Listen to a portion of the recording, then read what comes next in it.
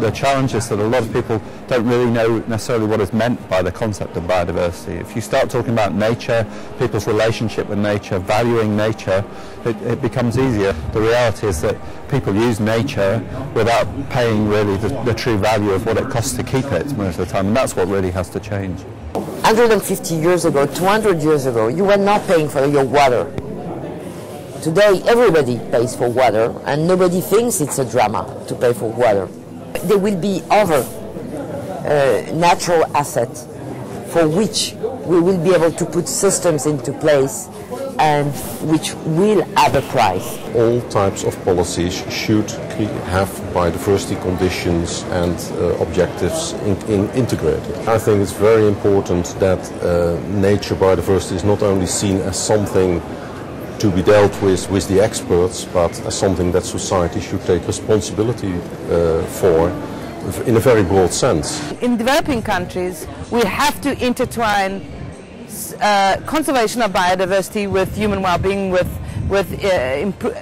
development. The thinking needs to really go down to local level, and I think we need to grapple with municipalities and local government. We should find the relationship between nature and the human beings. We should recognize the value of the nature itself. People are concerned about a certain polar bear or a certain animal that is perhaps very cute, but that is not a real issue. There is more at stake than a certain species that is cute.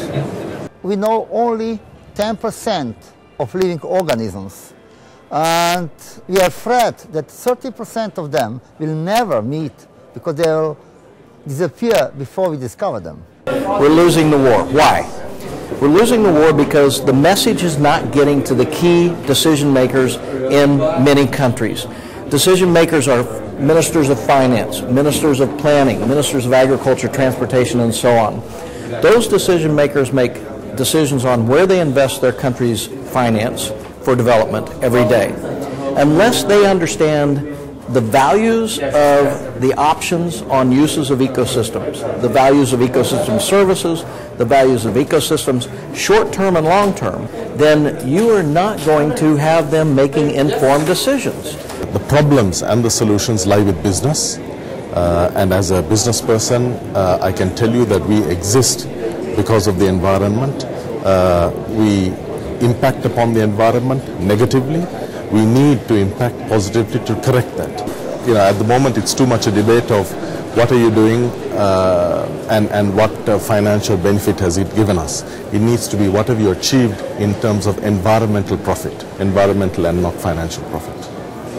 The one simple message I would say is that every single person can make a difference.